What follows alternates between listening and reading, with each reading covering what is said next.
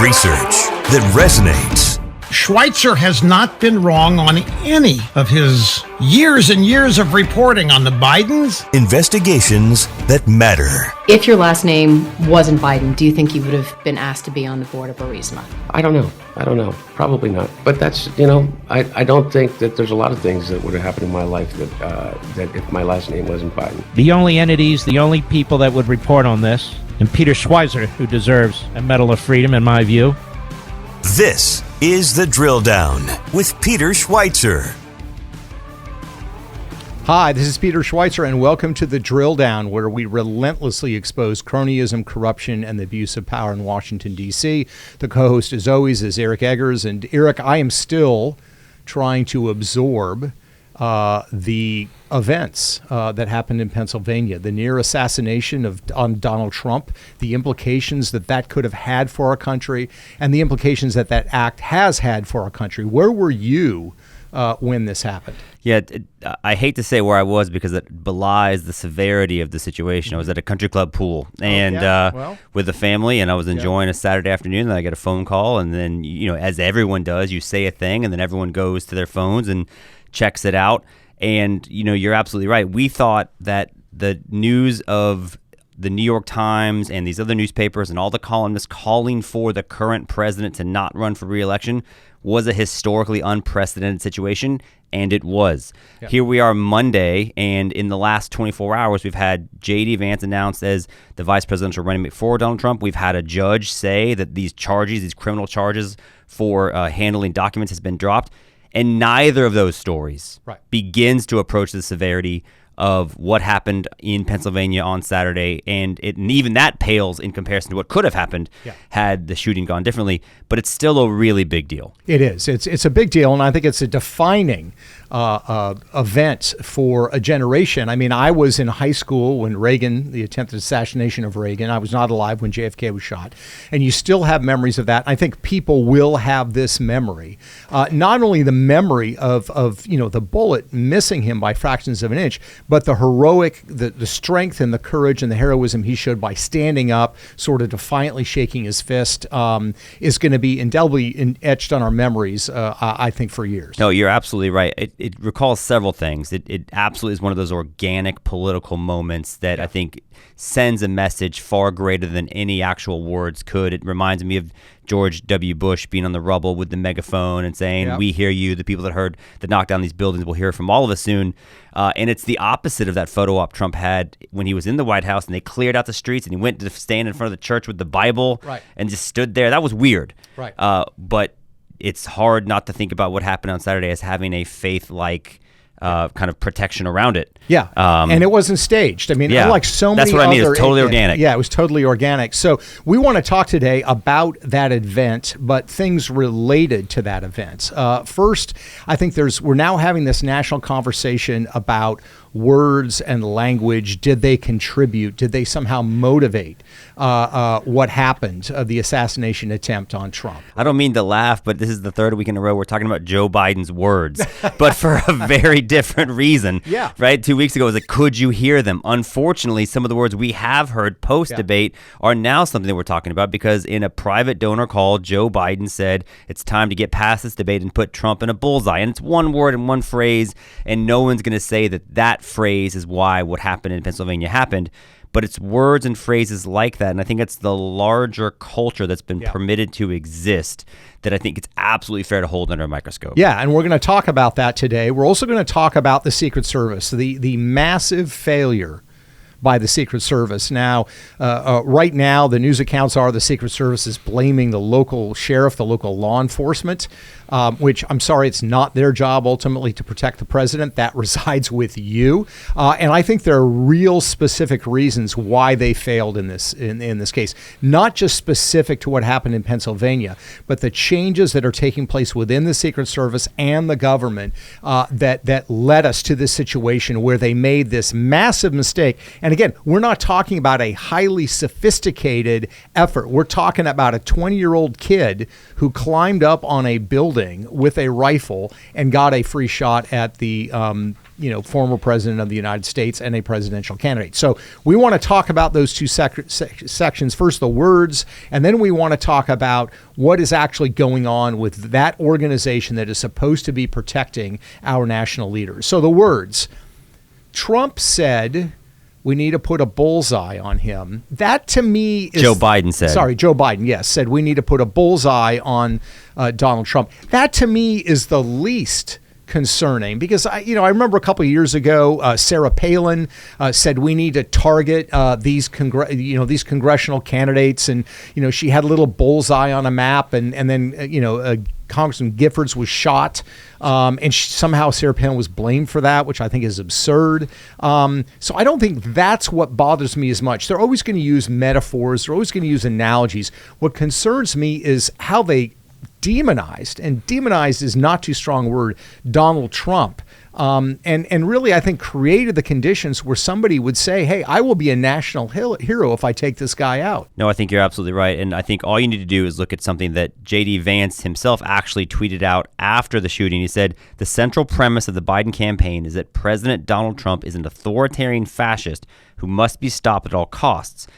That rhetoric led directly to President Trump's attempted assassination. That's what J.D. Vance said before he was the vice presidential nominee. And all you need to know that I think proves how right he was is today's Monday when we're recording this. When you hear this podcast, it won't be Monday anymore probably. But the first weekday after the shooting, the cast of MSNBC, the show of Morning Joe, the number one rated news show on that network, is not on the air. Right. Because no one trusts those people, just liberal pundits, right, to be able to talk about this issue with severity and respect and not engage in the toxicity that I think we all sort of agree at least contributed to the culture in which something like this can happen. Yeah, I agree. And look, here's, I think, the important point that I would highlight based on what we do. Because, of course, we call out people all the time. Yeah. We base it on facts. We base it on evidence.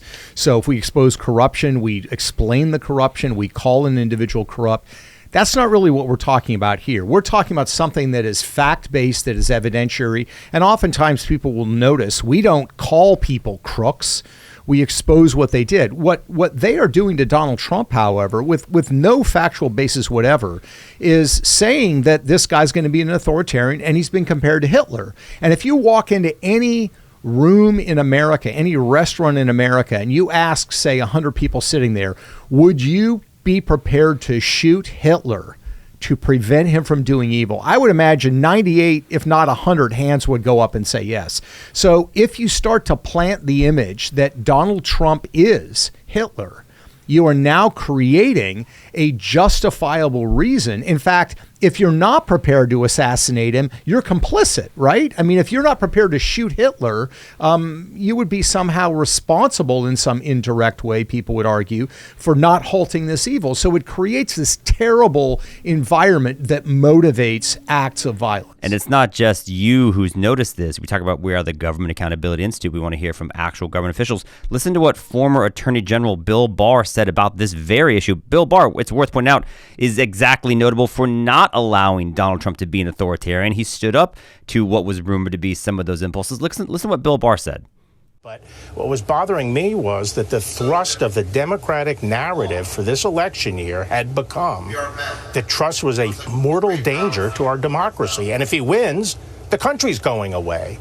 And when you take that position, that is an apocalyptic and hysterical position that's bound to lead to, violence eventually.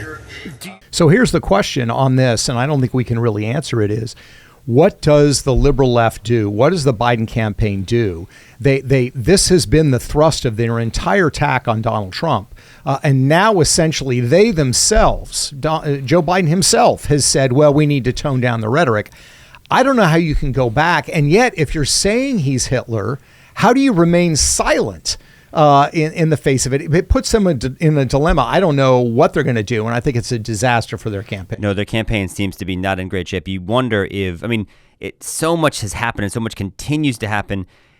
The calls for Joe Biden to step down seem like a month ago. Yeah. And it doesn't even seem like it matters anymore because for now, if you're going to call for the removal of Joe Biden, then it's like now it's a political calculation, and it seems like we've sort of ascended past that. This is a much more serious thing about the kind of conversation we want to have as a country. I actually think Joe Biden is, despite the rhetoric he's used, he wants to think he's the kind of person who is a unifier and can have right. I mean, that's why people voted for him in 2020. He was the grown-up. He was the no drama. It's like time, and he's been the opposite. He's been the opposite. Yeah, no. And one of the ways he's been the opposite is in cultivating and promoting a culture. Yeah.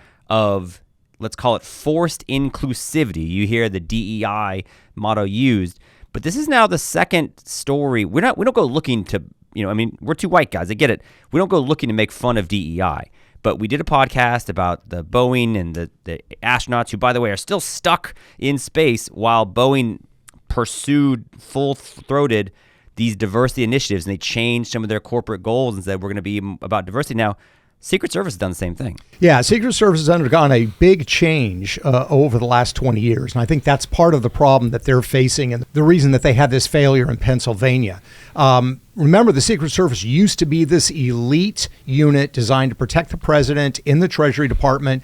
Then Department of Homeland Security was created by the Bush administration, the George W. Bush administration. They were rolled into that. So they are now part of this massive Department of Homeland Security being run by Mayorkas. And they've actually had their budget cut over the last 10 years because DHS has decided to publicize or prioritize other things. In other words, they are the ones that are saying the Secret Service is not a priority. So that's kind of the institutional background. But recently, they've had a lot of problems with the quality of their agents. And so there's a CBS news broadcast that has this audio about their plans for There's a CBS video about the plans of the Secret Service to include a more diverse workforce. Listen to this. To expand hiring, they're aiming to have 30% women recruits by 2030 and even allowed YouTube influencer Michelle Carre to train with agents. But I'm very conscious as I sit in this chair now of making sure that we need to attract diverse candidates and ensure that we are developing and giving opportunities to everybody in our workforce, and particularly women. Well, that is, of course, the head of the Secret Service, who is under a lot of heat right now. Kimberly Cheatle. It's been pointed out that she worked for the Secret Service, became friends with Joe Biden, then went ahead and worked for Pepsi, where she was head of security for Pepsi, which somehow qualified her to come back to head the Secret Service. But it's not just her opinion that she's stating there. In fact, if you look at the 2030 goal for the Secret Service... Did you know this was a thing? I did not know this was a thing. I thought it was a thing at places like the Department of Education, where it really doesn't have real-world implications. But in their mission, as they state on this chart, is to protect our nation's leaders and financial infrastructure. The vision is excellence through talent, technology, and diversity. And they say that they are going to accomplish their mission by being a champion of diversity, equity, inclusion, and accessibility. That's how somehow they're going to. So that's become a priority. And the challenge is they've had some missteps recently from agents that were apparently pushed through the process, even though they weren't supposed to, because the trainers at the academy said that they were not prepared to do so. So they had a particularly interesting case, maybe I'll let you tell it, about an agent who kind of lost it at the base when the vice president was coming back. Yeah, I'll say that this is my fault, right? I'll own this because I've been clearly paying too much attention to soccer and not enough attention to the news, because I did not know, number one, that this story even happened. And the story that we're talking about is this agent, Michelle Herczeg, physically attacked a superior officer. They're part of this detail. They expect Vice President Harris to show up, so there's a bunch of agents in the area. Apparently, this agent showed up, and she'd had some concern. She started acting weird. She's hiding behind curtains. She stole somebody's phone. Lots of erratic behavior. Yeah. And then it escalated, and she ends up like physically assaulting one of her superiors there. And that's like not the only time Secret Service agents have been issued. Her specifically, she was hired because she'd been part of the Dallas police force, where she was part of a wrongful termination lawsuit people who cover these things told Real Clear Politics that should have absolutely been disqualifying. Yeah. You have to have a peerless, spotless record to be hired by the Secret Service. She did not, but you wonder, well, then how does somebody like that get hired on? And then that's where, you mentioned the vision and the new goals of the Secret Service. This is part of a 30 by 30 initiative. And so this is another thing I did not know. Again, my fault with the soccer. Increased representation of women in all ranks of policing across the country to 30% of the workforce by 2030. Yeah. And what happens is, and again, there are fantastic Secret Service agents that are female. It's fantastic. The problem There's is a police officer from Hollywood, Florida that got Twitter famous over the weekend. So, but the point is that it should be based on merit. Yeah. And if you immediately say we have to have 30% in this category, you are going to have to compromise on the candidates. And so you certainly have the case you just talked about. There was a case a couple of years ago, Carrie O'Grady, who was a Secret Service agent, who said openly she would, quote, not take a bullet for Trump. That's her job. And the frustration and anger in the Secret Service was not just that she said that, but that she was allowed to retire with full benefits. I mean, in other words, this was not disqualifying when it should have been. And so the concern and the problem is you are letting standards slip. You're letting standards fall in the search for DEI. And as you said, this has been a question in other areas like Boeing. It's been a question in medical schools. Are you actually trying to get the most excellent candidate to fill the job regardless of their complexion and regardless of their sex, or are you trying to fill a quota? And if you're going to fill a quota, you're going to end up letting some things slip through the gaps that are going to cause problems, and you can't have that with an entity like the Secret Service. And I've talked to Secret Service agents, for the record, who think that the Secret Service did everything they were supposed to do in the shooting, because their policy is not to proactively engage. Because the person I spoke to said, you're sort of damned if you do, damned if you don't. If you allow the shot to happen, then you have to live with the consequences. Thankfully, in this case, the consequences were a bloody ear and nothing else. But also, other than another death in the crowd and other people who are significantly injured. So very real consequences, just not for Donald Trump.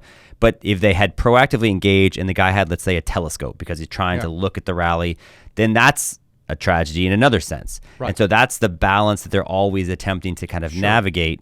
And so, the Secret Service agent that I spoke to thinks that the biggest challenge they have is actually just hiring people that want to be warriors, that are willing to run towards the burning building, run towards the bullets, and get in the way of one. Yeah, exactly. And to be smart and to make sure that everybody's being thorough, because the reporting again is that this building was identified the day before the rally as a potential troublesome spot. There does not appear to have been any Secret Service there. There was law enforcement kind of on the ground, but nobody was paying attention to this. So heads have got to roll. And by the way, there's an investigation that needs to follow on this. No way, in my mind, can the FBI be leading that investigation or playing a central role in that investigation. This is an organization that has been highly critical of Trump. Trump has been highly critical of them. They have a history of covering their asses. They have a history of not doing things for Donald Trump. Exactly. And so they cannot be involved, and the Secret Service cannot be involved. This needs to be a fully independent investigation, in my mind, where you bring in maybe law enforcement people from around the country. Let's tap some of that local talent. Let them have access to all the information, because otherwise it's going to be, besmirched as something that is not real and is not thorough, because people are not going to trust an investigation that is led by those two organizations. Do you think that there's anything to do with, and this gets into another issue that I think is connected to all of this, but both the political rhetoric and the culture that's been allowed to exist around Donald Trump, and let's call it the dilution of Secret Service effectiveness, maybe because their resources are spread too thin? Yeah. I remember reading a story about a guy who was actually killed. I think he ended up being mentally ill, but I think he was killed by a Secret Service agent. I think he was in the Denver area or something, because he made some comment or some threat online, and they kind of followed up, and he was not looking to engage, and then there was some additional follow-up, and ultimately led to the death of this person, the citizen. And so that will always happen. That's always been the job of the Secret Service. If you say a thing in a public space, then it's their job to follow up and say, did you mean that? Right. But we had some research pull together the types of comments that I think celebrities and high profile, let's call them aspirational cultural figures, have been able to make. And I guess I just want to know if people that are high profile are not just permitted, but elevated and celebrated for saying things like this, right, then does it create a situation where there's nothing the Secret Service can do because it's just too much? Well, I think it's too much, and it's become normalized. Yeah. I mean, it goes back to the Kathy Griffin, the comedian that had the bloody head of Donald Trump. I know you've got some quotes here. Rachel Maddow said that he's effectively quoting from Mussolini and Hitler, that he can be compared to those people. The problem is when that rhetoric is used, it becomes normalized. It's like the old, thing about the frog and the rising temperature of the water. It doesn't notice it. So we're at a point in America where up until the assassination attempt, it was quite acceptable to talk about Donald Trump in ways you could not talk about anybody else. If somebody had said those things about Fauci, about Joe Biden, you can bet that the Secret Service and law enforcement would have looked them up and would have said something about it. And yet, because it's Donald Trump, somehow they're just angry. They're just expressing their anger and their frustration and their fear of Donald Trump. So we've normalized it in a way that I think is inconsistent, unfair. And that's why there's so much of it, because they did not deal with it early on and say, look, it's fine if you want to criticize him, but these kinds of analogies are dangerous because they can create situations where somebody will feel morally justified for killing somebody. You heard Bill Barr, the former Attorney General, literally say comments like that have contributed to a culture in which some violent act is more likely to occur. Joy Reid, an MSNBC personality who was, again, might have been on Morning Joe this morning, but they weren't allowed to be on there because they said things like, on July 4th, for the record, 10 days ago, if Biden's in a coma, I'm voting for him. This is about keeping Hitler out of the White House. And that doesn't even stand out because those are everywhere. But you mentioned Kathy Griffin's with her video with her holding the head that looked like Trump's decapitated. Robert De Niro said, I'd like to punch him in the face. Snoop Dogg, I know you're a huge Snoop Dogg fan, had a music video that showed Trump essentially being shot in the head. George Lopez, the comedian, posted on an Instagram or commented on an Instagram post that said Iran had an $80 million bounty on Trump. George Lopez says, we'll do it for half. And again, they're not really kind of serious, but what's not serious? And then do you now have to view things a different thing? Larry Wilmore, the comedian for Comedy Central, said, we're talking about bigotry. We have to mention Donald Trump. Sorry, everybody. I don't want to give him any more oxygen. That's not a euphemism, by the way. I mean it literally. Somebody get me that pillow they used to kill Scalia and I'll do it. I mean, so. Yeah. And you know what I think of when I hear those things? I think of that rodeo clown. Do you remember the rodeo clown? In the Obama. He had an Obama mask on. And he was the rodeo clown kind of trying to help on the bull riders when they fell off the... I mean, didn't say anything. He was simply dressed as a rodeo clown with a mask on. He was vilified. I think the Secret Service went and visited him. He lost his job. People attacked him because he was disrespecting the office of the president. And yet all of these sorts of things are being said. Here's the thing, the challenge that I would make to these celebrities is, if you actually believe it, here's the test. If you believe it, you will keep saying that stuff, even given what's happened, and you will put up with the public shame and the scorn that you are now going to receive, that you're crossing the line, because that means you honestly believe it. If you step back now and try to act nice and act more civil, that means it was all BS from the beginning. You didn't actually believe this stuff. You were just trying to manipulate the people that listen to you. Here's my prediction. I think that we will be back to people saying that stuff in a matter of days, because the Republican National Convention is starting today. By the time you listen to this, it may in fact be over, but it's going to be 4 days, right, of promoting the Trump presidency. And in many ways, it's going to be, I think, glorifying Trump's kind of almost now like myth-like ability to survive. That picture is going to be, I mean, it's such good TV, and Trump is a good TV guy. So you know it's going to be exploited in the best ways for the Trump campaign. But you're going to have J.D. Vance, you're going to have Vivek, you're going to have these conservatives who are going to say the same things about Donald Trump. And by the time they get to day 4, how does the media, who's been as guilty with this as anybody else, not talk about the agenda as the same type of threat they presented Donald Trump, the man, as? Yeah, but you're saying the same media is going to do that right now is saying we need to tone it. 100%. Well, give it 3 days. It's like when my children misbehave, they might then be quiet for like 2 minutes. They don't, by the way. They're never quiet. But ideally, there would be a period of silence, and you could say, okay, now you're going to behave. But after a little bit, it's back to the same thing. Yeah. I mean, because it's not like, hey, we can just get away with it. This is who they are, and this is what they genuinely believe. And they have nothing else to say. I mean, this has been their theme throughout. They have nothing else to go to. So I think you're right. That's probably what we have to look forward to. I say that with a grin, with a grim demeanor on my face. Just think about this, though. Like, I mean, you have a grim demeanor, but think about what's happened in the last month. Summertime, we joked. We got to fill in for Sean Handy's radio show for July 3rd, and we thought, it's the day before a holiday. It's going to be this we had all kinds of fun, kind of time-killing stories. Oh, yeah. Ode to America. New Zealand has permitted cat harvesting. We had some fun stuff we're going to get into. Yeah. And then the debate happened, and then everything went crazy. And but think about this. In the last month, like a month ago, it was kind of like, man, Trump might be leading, but do you really expect he's going to win? And he's under 4 dang indictments, and he's been convicted of 1. He might go to prison. Like, what are the odds of him actually succeeding and winning the presidency? And now a month later, look how different everything is. I think it's the biggest political reversal that I can think of in American political history. From where Trump was, I mean, he was leading in some polls, but like you said, he was facing all of these indictments. Very high unpopularity. Yeah, he had high unpopularity. A lot of people and the left tried to push this image that he was not a tough guy, that was all phony. He was a big whiny kid. That was the persona. You remember the editorial cartoons about Trump would be like in a big diaper kind of crying. That's all gone. People saw the real Trump, and again, it was not orchestrated. It was genuine in the moment. They saw that in Pennsylvania. That has changed. Joe Biden's entire playbook is gone. He can start saying those things again, but he just denounced himself doing it earlier. So they are in a pickle. Certainly things can happen. It's still a lot of time now between now and November, but it is a massive political reversal. So let me ask you this as to close. So you mentioned you remember where you were when Ronald Reagan was shot. Ronald Reagan was shot 3 months before I was born. And so, I mean, that's in high school. But that's how long it's been since we had an incident of this nature and of this magnitude.